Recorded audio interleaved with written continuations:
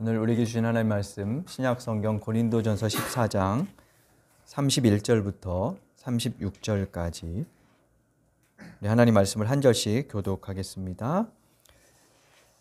여러분은 모두 한 사람씩 예언을 할 수 있습니다. 그래야 모두가 배우고 권면을 받게 됩니다.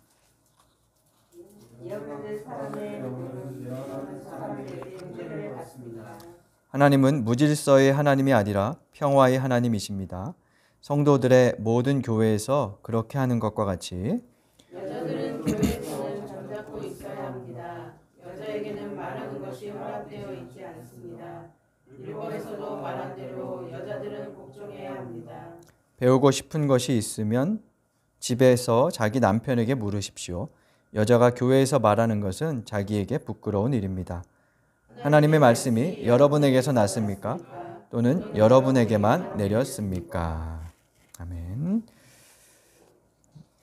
오늘 신앙인의 문해력이라는 제목으로 우리 하나님 말씀을 함께 보겠습니다. 몇 년 전에 한 카페에서 작가 팬사인회를 주최하고 인터넷으로 예약을 받았었어요. 근데 그 일로 불편을 겪은 사람들이 있었던 모양입니다. 그래서 그 카페에서는 인터넷 게시판에 심심한 사과를 드립니다라는 사과의 글을 게시했던 적이 있어요. 근데 그 사과문 때문에 논란이 일어났었죠. 심심한 사과 이렇게 하니까 어떤 댓글이 달렸냐면 이제 캡처한 건데요. 심심하다니 그것 때문에 더 화가 난다. 뭐 이런 댓글이 달렸어요. 심심해서 사과한다는 게 말이 되냐? 뭐 성의 없는 사과다. 뭐 이런 식으로 사람들이 비난을 했어요. 이게 우스갯소리로 한 말 같은데 그러지가 않고 실제로 댓글창에 막 여러 사람들이 심심하다는 단어를 이해하지 못한 결과로 이런 이제 글들을 올렸죠. 그 외에도 그 즈음에 뭐 금일 시험이라는 그 학교에서 올린 공지가 오해를 산 경우도 있었죠. 금일 시험 그랬더니 어떤 학생이 금요일 날 시험인 줄 알았는데 뭐 이렇게 왜 오늘까지 내라 그럽니까? 금요일인데 뭐 이렇게 얘기했다 그러기도 하고요. 사흘을 뭐 사일로 착각하는 경우도 있고 그렇습니다. 요즘 잘 사용하지 않는 금일, 명일, 사흘, 나흘 같은 단어를 이해하는 그러니까 문해력의 부족으로 벌어진 그런 일들이죠. 이 심심한 사과 이야기를 정리하다 보니까 저희 큰아이가 어렸을 때 일이 하나 생각이 났어요. 애가 한 2-3살쯤 됐을 때였을까. 잠들기 전에 책을 하나씩 읽어주곤 했는데 그날 모세 이야기를 읽어주고 있었습니다. 제가 이제 책을 읽으면서 모세가 들판에서 양을 쳤어요 라는 문장을 읽었어요. 큰 애였던 것 같아요. 애가 누워있다가 자기 뺨을 탁 때리면서 모세가 양을 쳤어? 이렇게 물어보더라고요. 그러니까 쳤다는 단어를 오해한 그런 결과죠.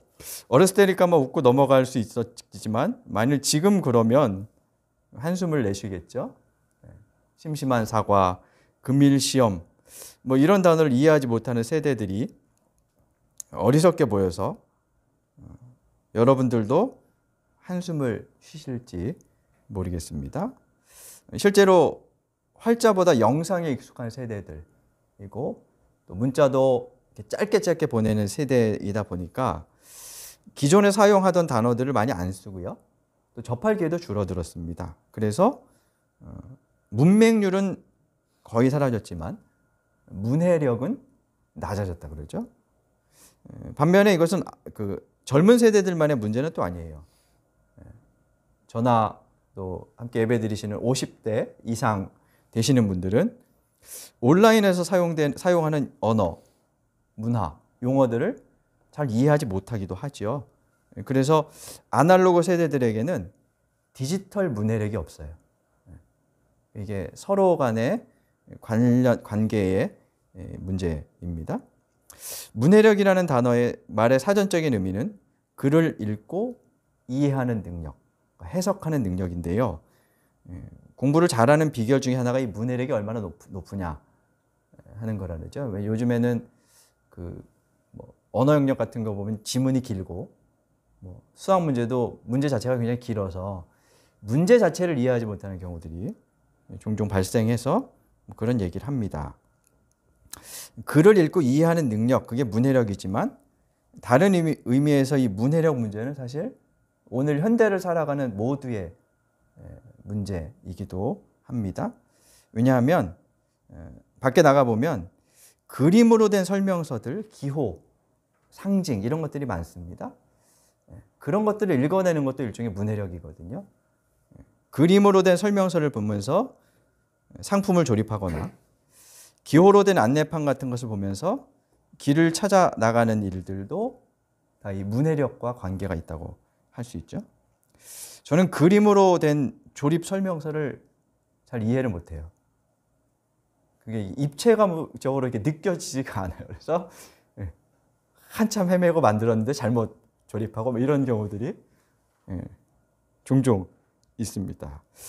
반면에 어떤 분들은 뭐 글에 대한 문해력은 부족하지만 드라마를 읽어내는 문해력은 뛰어나기도 하죠. 요즘에는 부동산 문해력이라는 말까지 쓰인다 그래요. 어디 가면 뭐 보면 일으켜지시겠죠. 어디에 뭐 시세가 어떨 것이고 전망이 어떻고 뭐 그런 것이 일으켜진다는 뜻이겠죠. 부동산 문해력, 좀 낯선 용어지만 뭐 그렇게 표현할 수도 있는 것 같습니다. 뭔가를 읽어내고 해석하는 측면에서는요. 그래서 이런 문해력은 우리가 살아가는 사회에서 아주 필수적인 능력이라 할 수 있는데요. 신앙생활에서도 중요합니다. 우선 우리의 신앙과 삶의 지침인 성경은 글로 된 책이죠. 그것도 히브리어, 헬라어 같은 고대 어려운 옛날 말로 쓰여졌던 것, 그것을 우리말로 다시 번역한 책입니다. 그래서 읽기가 쉽지 않아요. 우리가 그냥 늘 이렇게 자주 읽다 보니까 단어 자체는 익숙하거든요. 뜻은 잘 몰라도. 그래서 그냥 읽어내는데 이게 젊은 세대들이나 혹은 용어에 익숙하지 않은 사람들이 볼 때는 굉장히 어렵습니다. 그래서 요즘에는 이제 번역을 새로 하는 그런 일 작업을 계속 하고 있긴 하는데요. 어쨌든 성경 읽기에 문해력이 필요합니다. 근데 문해력이 뛰어나서 한글 성경에 쓰인 단어들을 이해해도 그 글이 기록될 당시의 사회적인 배경이나 역사적인 맥락이라는 환경을 읽어내는 그런 차원의 문해력은 더 좀 힘들죠. 그래서 심심한 사과를 심심한 마음으로 하는 장난스러운 사과로 오해하는 것처럼 성경을 읽으며 오해하고 오용하는 일들이 역사적으로 많이 있었죠. 오늘 본문 고린도전서 14장은 그렇게 쓰였던 구절 중에 대표적인 사례입니다. 34절을 보면요. 여자들은 교회에서 잠잠고 있어야 합니다 라고 말하죠. 고린도 교회에서 어떤 일이 생겼는데 바울이 여자들은 잠자코 있어야 합니다 라고 말합니다. 여자에게 말하는 것이 허락되어 있지 않습니다. 우리가 사용하는 이 새번역 말고 개역 개정판에는 여자는 교회에서 잠잠하라 이렇게 돼 있어요. 거칠게 표현하면 우리 예전에 많이 들으시던 어디 여자가 이런 거 있죠. 이렇게 말하는 것과 같아요. 지금 바울이 어디 여자가 입 닥치고 있지 뭐 이렇게 말하는 것이라고 할 수 있습니다. 제가 지금 여러분에게 그렇게 말하면 앉아 계신 여성분들은 어떻게 반응할까요? 피켓 시위를 벌이거나 저를 쫓아내거나 아니면 속으로 아유 저거 완전 꼰대네 뭐 이러면서 오늘만 참고 다음 주부터는 다른 데로 가겠다 뭐 이렇게 생각을 할 수도 있습니다. 다른 교회로 옮길 때 신중하셔야 돼요. 왜냐하면 지금 이 구절을 근거로 지금도 교회 내 여성들의 역할을 제한하는 그런 교단들이 있기 때문입니다. 한국 교회는 여성 성도들의 헌신으로 사실은 커왔어요. 실제로 여성들의 비중이 더 높고요. 그래서 지금도 여성 성도들을 헌신하게 하고 일을 시키는데 여자는 잠잠하라. 여자는 잠자코 있어라 라는 이 구절 때문에 여성들의 참여권을 제한하거나 혹은 여성들이 강단에서 설교할 수 없다는 뜻으로 이 구절을 해석해서 여성 목사 안수를 허락하지 않는 그런 교단들이 있습니다. 근데 그런 교단들도 보면 여성 전도사는 있어요. 그래서 이분들이 이제 유치부, 아동부, 뭐 여성 전담 사역들은 또 합니다. 그들에게 말을 하죠. 그래서 여기서 이제 아이러니가 발생하는 거예요. 애들을 가르치는 건 되고 누가 안 된다는 걸까요? 목사를 안 받아 허락하지 않는다는 말은 성인 남성을 상대로 하는 설교 사역이나 가르침은 허용하지 않겠다라고 하는 이제 그런 얘기인 거죠. 이런 말씀을 드리는 것은 뭐 그런 교단을 제가 폄훼하려는 것이 아니고 왜 이런 일들이 생길까? 우리에겐 그런 모습이 혹시 없을까 하는 것을 좀 한번 살펴보고 싶기 때문입니다. 먼저 우리나라의 각 교단의 여성 안수의 연도를 좀 간략히 말씀을 드리면요. 가장 먼저 여성 목사 제도를 도입한 것은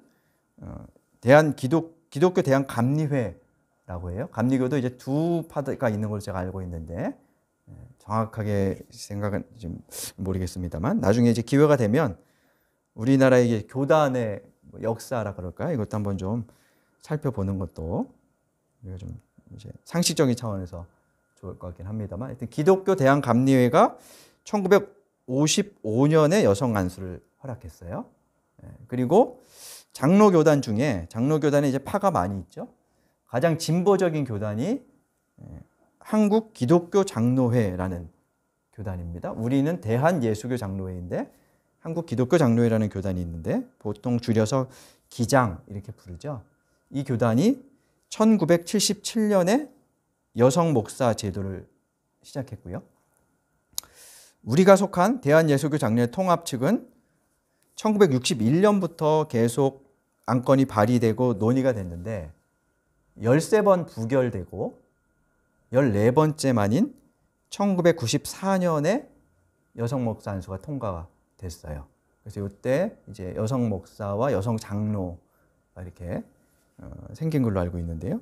그리고 나서 뭐 1999년에 성공회, 2004년에 성결교, 2011년에는 장로교단 중에 백석교단이라는 백석대학교가 여기에 속할 텐데요. 그런 교단들이 여성 안수를 결의했다 그러죠.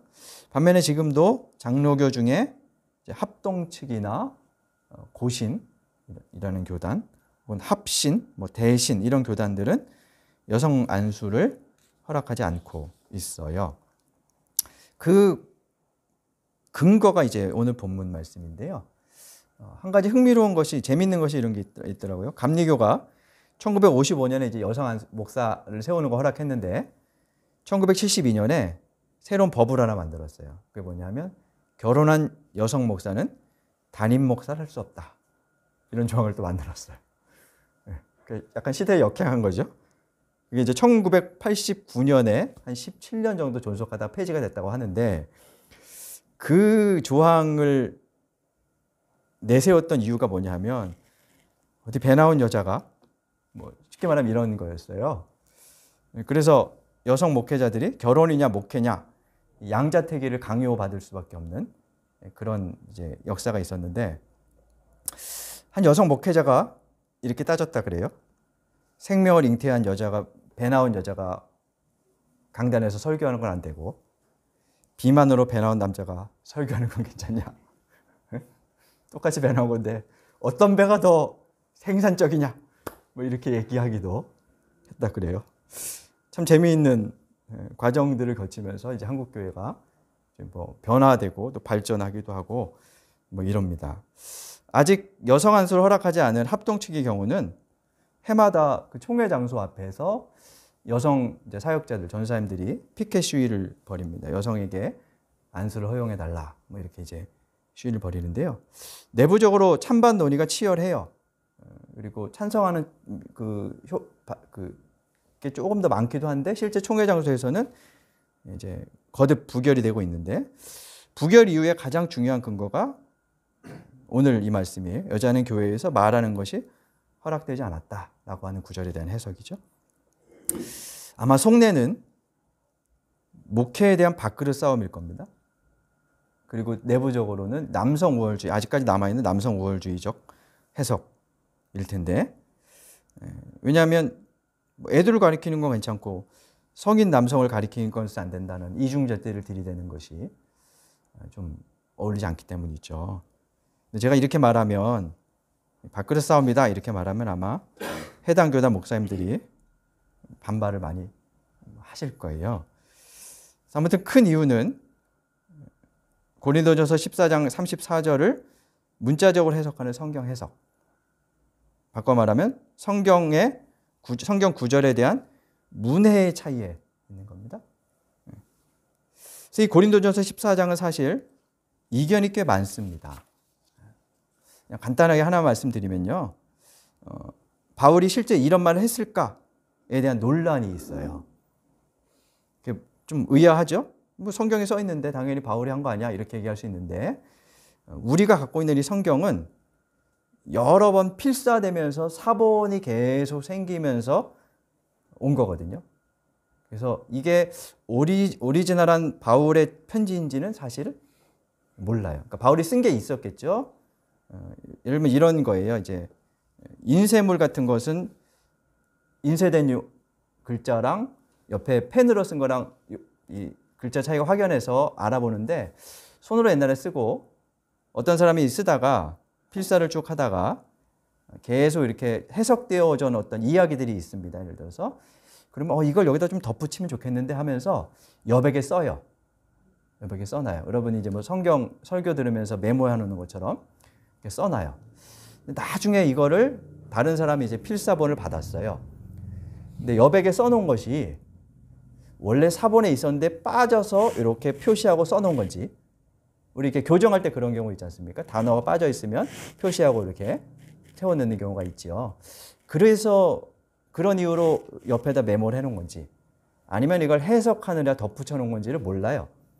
그러다 보니까 필사자들이 옆에 여백에 써 있는 용어들을 이제 내용들을 본문에 넣는 경우들이 생겨요. 그럼 이제 사본마다 차이들이 생기는 거죠. 그래서 오늘 본문을 보면 34절 앞에 각주가 있습니다. 1번 써 있죠?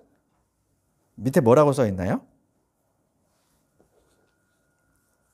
각주 1번 찾아보시면 글씨가 보이시죠? 다른 고대 사본들은 34, 35절을 40절 뒤에 놓았다 이렇게 돼 있어요. 그러니까 14장 맨 뒤에 이 구절이 빠져 있다는 거죠. 사본에 따라서는.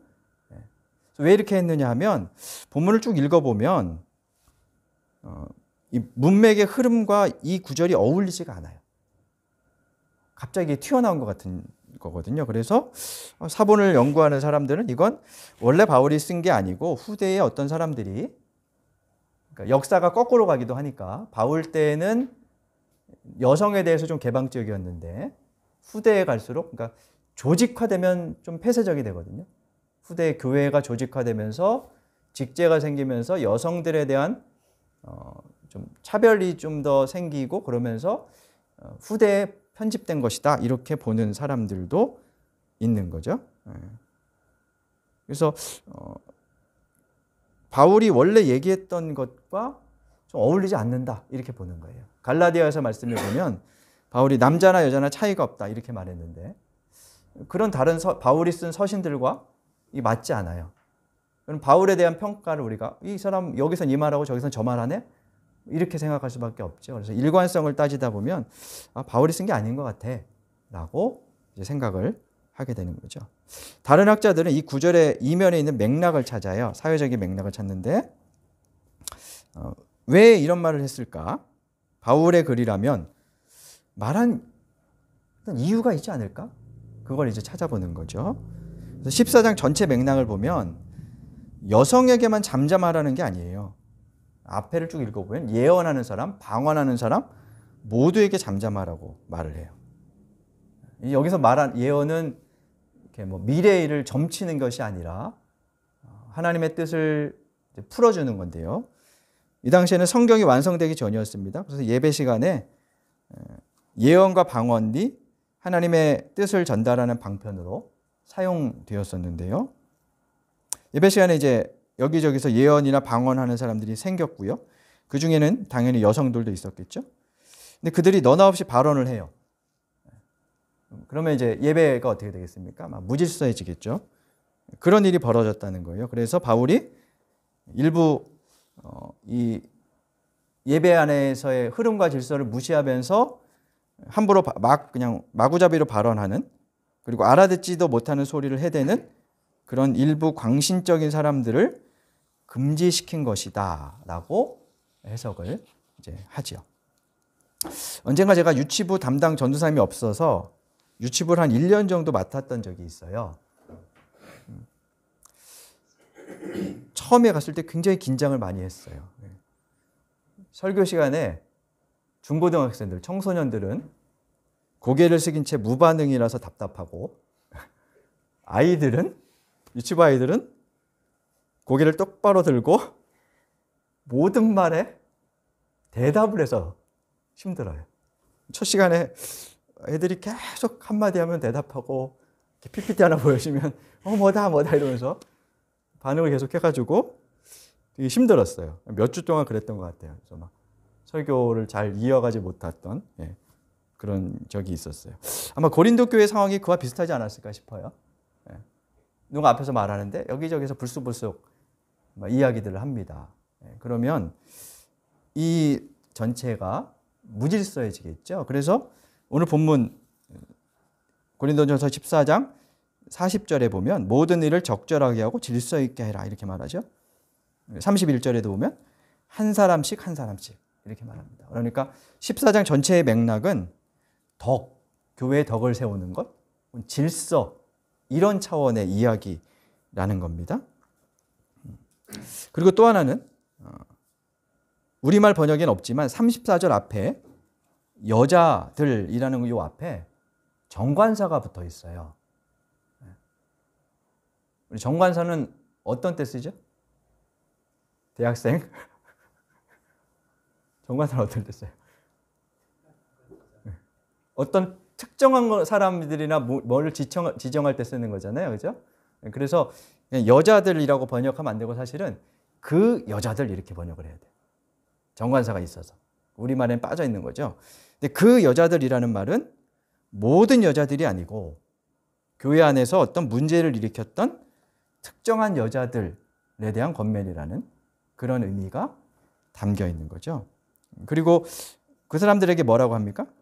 가서 남편에게 물어보라 라고 합니다. 그러면 이 여자들은 대부분 남편이 있는 결혼한 여자들이라는 말이겠죠. 그러니까 모든 여자가 아니라 특정한 어떤 사람들이다 라고 하는 그런 뉘앙스를 여기에 풍기고 있다는 거죠. 반면에 또 35절의 여자는 35절 중간에 나오는 단어인 여자는 또 모든 여자를 가리켜요. 그래서 이게 해석의 어려움들이 구절 자체에 있는 겁니다. 아무튼 이런 해석상의 여러 가지 논란이 있으면 본문을 어떤 하나로 특정하면 안 된다라고 하는 것이 사실은 보편적인 것인데 이걸 이제 한쪽으로 몰아가면서 문제가 생긴다는 거죠. 당시 사회는 남성 중심의 사회였습니다. 남편이 있는 기혼녀에게는 덕성을 위해서 공식 석상에서 말하는 것을 가급적 제한하도록 했습니다. 유대인들의 이혼 판례 중에는 내 부인이 그 거리에서 외간 남자랑 한마디 하고 있어요. 그럼 이혼해. 가능했거든요.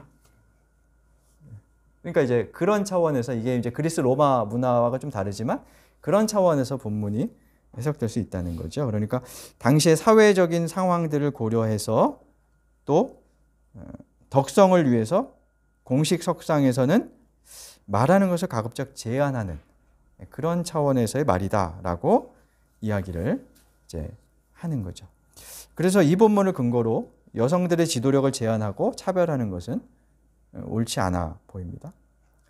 고린도전서에서 여성 차별의 근거로 사용되는 본문이 또 하나 있는데요. 11장입니다. 좀 전에 이제 주중에 읽으셨을 텐데 11장에 보면 간단하게 살피면 이렇습니다. 여자는 기도하거나 예언할 때 머리에 무엇을 써야 한다. 머리에 뭘 쓰고 해라 이거죠. 그래서 이 말씀으로 이제 요즘에 성당에 가면 여자분들이 미사포라고 하는 하얀 면사포를 쓰곤 합니다. 천주교도 이제 의무 조항은 아니라고 하는데요. 의무 조항에서는 이제 제외시켰다고 하는데 아직까지 이제 그런 문화들이 있죠. 근데 왜 여자애들에게 머리에 무엇을 쓰라고 했을까요? 본문을 읽어보면 이제 맥락 정확한 이유를 알 수 없는데 당시 관행과 관련이 있다는 해석이 가장 많습니다. 뭐냐 하면 우선 유대인 여자들은 결혼 후 공식 석상에서는 머리에 탈릿이라는 면사포와 같은 것, 너울을 쓰도록 했어요. 그래서 유부녀라는 것을 표시하도록 했죠. 뭐 우리나라 문화와 비슷하죠. 우리도 예전에 그런 것들이 있었으니까요. 근데 예배에 참여한 일부 여자들이 기도나 예언에 심취한 나머지 머리에 쓴 너울을 벗어 던졌던 모양입니다. 벗어 던질 수도 있는데 문제는 이것이 당시 헬라의 이시스 신을 숭배하는 여사제들이 예언을 할 때 머리를 풀었던 관행과 오버랩됐어요. 사람들이 볼 때는 저게 하나님께 하는 건지 혹은 이 교회 신에게 하는 건지를 뭐 그냥 교회 안에 있으면 이해할 수 있지만 외부 사람들이 볼 때는 이 이교대의 모습처럼 보일 수 있었겠죠. 그리고 거리의 여자들이 남자를 유혹하기 위해서 머리를 풀고 있었어요. 그러니까 이제 여성의 머리가 이제 성적인 어떤 것들을 유도한다는 이제 그런 의미가 거기 담겨 있었죠. 그래서 교회 안에서 부녀자들이 머리에 쓴 너울을 벗는 것이 부도덕한 처신으로 보였을 것이라는 거죠. 그래서 이런 구절들은 모든 여성들이 교회에서 조용히 해야 한다거나 머리에 무엇을 써야 한다고 하는 것이 아니라는 겁니다. 바꿔 말하면 저자의 문화적인 상황을 고려해서 읽어야 한다는 거죠. 근데 이제 그렇지 않은 이유는 우리가 자라온 환경 때문입니다. 기본적으로 우리 사회는 오랫동안 남성 중심의 사회였어요. 고대 성경이 기록될 때도 남성 중심의 사회였기 때문에 그렇게 기록됐고 지금 우리도 그런 문화에서 살다 보니까 성경을 읽을 때 그런 관점으로 해석할 수밖에 없게 됩니다. 그게 계속되면 성경이 여성 차별의 도구로 사용되는 거죠. 그래서 오늘 좀 고민해 보고 싶은 것은 그겁니다. 왜 우리가 이렇게 하느냐? 이렇게 문자적으로 성경을 읽는 것은 문해력이 없기 때문이다. 여기서 말하는 문해력은 단순히 성경을 읽는 차원의 문제가 아니라 시대를 읽고 성경과 더불어 해석해내는 그런 차원의 문제입니다. 그래서 문해력은 성경 읽기에만 적용되지 않습니다. 그리스도인들의 타인 읽기, 이것도 일종의 문해력이죠. 다른 사람의 배경, 맥락을 읽어내는 것. 그리스도인들의 세상 읽기, 그리스도인들의 북한 읽기, 그리스도인들의 타 종교인 읽기, 그리스도인들의 동성애자 읽기도 사실은 그런 문해력의 차원의 소리가 고민해 볼 수 있어요. 문해력이 있으면 섬세해져서 자신과 주변에서 일어나는 변화를 읽어내게 되고요. 그러나 문해력이 약해지면 상대가 뭘 말하고 있는지를 읽지 못하기 때문에 단편적인 그리고 내 위주의 반응을 할 수밖에 없습니다. 일상이든 신앙이든 문해력을 높이는 것이 그래서 중요합니다. 그럼 어떻게 해야 될까요? 우선 책을 읽어야 합니다. 다른 방법이 없습니다. 책은 이제 성경책뿐만 아니라 다른 책들을 읽으시면 돼요. 성경이 좀 재미없으면 일단 다른 책들을, 그러면 이제 나중에 성경을 읽을 때 그게 도움이 돼요. 제가 예전에 로마인 이야기라는 15권짜리 책, 한 권당 한 600페이지씩 되는 15권짜리인가 되는 책을 거의 한 2년 가까이 읽었어요. 힘들긴 했지만 어쨌든 읽었어요. 근데 내용은 생각 안 나는데 읽고 나니까 약간 성경을 그 당시에 로마 문화를 이야기하고 있어서 좀 이해하는 좀 많이 도움이 되더라고요. 이제 그런 차원에서 좀 이렇게 이해력들이 높아질 수 있어요. 그리고 또 하나 다른 방법, 생각해 볼 수 있는 방법은 자주 쓰는 익숙한 단어를 다른 단어들로 좀 바꿔보는 거예요. 그러니까 익숙한 단어를 계속 쓰면 뜻을 잘 몰라도 아는 것 같거든요, 우리가. 근데 정작 뜻을 물어보면 잘 말 못해요. 그런 경우가 많아요. 제가 이제 예배 시간에 시를, 설교 시간에 시를 한 번씩 이제 읽거나 읽어드린 이유가, 시 언어는 비우고 축약이기도 하고 이렇잖아요. 그래서 이제 그걸 해석해내는 려면 생각을 많이 해야 돼요. 상상을 해야 되고. 그래서 이제 이렇게 문해력이 커질 수 있기 때문인데, 그런 식으로 좀 바꿔보는 겁니다. 지난주에 우리 예배 드리면서 제가 우리 교회 성찰, 우정, 참여 공동체라는 우리 교회 소개 문구를 써놨었습니다. 설교하시는 분이 그걸 보고 기도원 같다고 말을 하시더라고요. 그 단어에서 아마 그런 어떤 이미지가 풍겼던 것 같습니다. 단어가 낯설기 때문입니다. 단어만 놓고 보면 낯설진 않아요. 성찰, 우정, 참여, 일상적인 용어죠. 근데 교회라는 환경에서 그동안 그런 단어들을 잘 사용하지 않았기 때문입니다. 교회마다 내거는 문구들이 있어요. 근데 좀 비슷하죠. 성찰, 우정, 참여를 우리가 통상 교회에서 많이 쓰는 표현으로 바꾸면 어떻게 바꿀 수 있을까요? 성찰. 깨달음 그런 것도 있고, 예배 뭐 이렇게 바꿔볼 수 있어요. 네. 저의 의도는 이제 그런 것도 있었으니까 예배 뭐 그렇죠. 우정은 뭘로 바꿀 수 있을까요? 교제, 뭐 사랑, 뭐 사랑 공동체 뭐 이런 식으로 바꾸겠죠. 참여 그러면 어떻게 바꿀 수 있어요? 네, 봉사, 헌신, 뭐 전도 뭐 이렇게 바꿀 수 있겠죠. 근데 이제 그런 익숙한 단어들을 우선 저는 좀 쓰기 싫었고, 그래서 어떤 분들은 이제 그런 얘기를 해요. 이 사람이 어떤 단어를 쓰느냐가 그를 나타내기도 하고, 어떤 단어를 쓰지 않느냐가 그를 나타내기도 한다. 제가 잘 쓰지 않는 표현 중에 축복이라는 말 거의 잘 안 써요. 여러분 몇 년 동안 거의 쓴 적이 없는데 일부러 잘 안 쓰려고 그래요.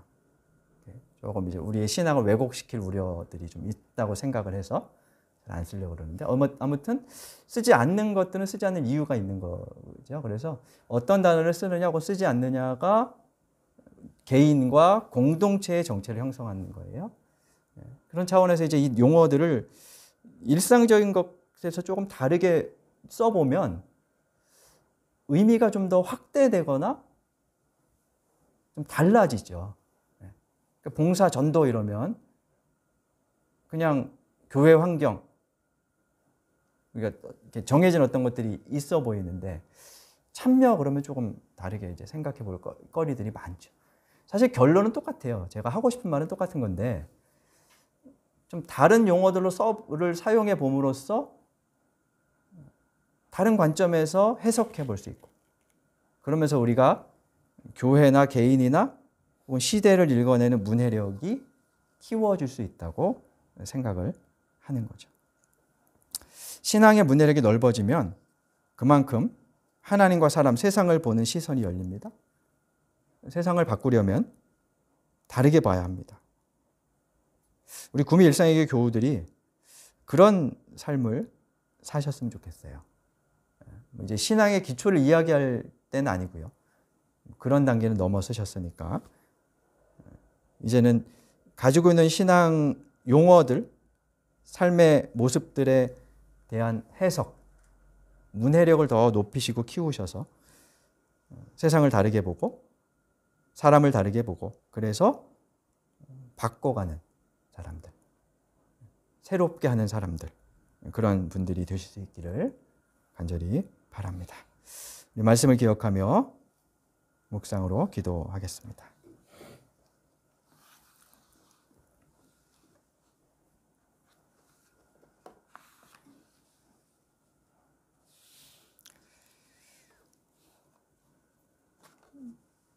하나님, 저희들이 하나님과 사람들 또 세상을 익숙하고 단편적인 사고의 틀에서 바라보지 않게 도와주시고, 신앙의 문해력을 더 넓히고 깊게 하여 주님의 뜻을 더 알아갈 수 있도록 그리하여 다르게 보고 열린 눈으로 보고 바꾸어 갈 수 있도록 도와 주옵소서. 예수님 이름으로 기도드립니다. 아멘.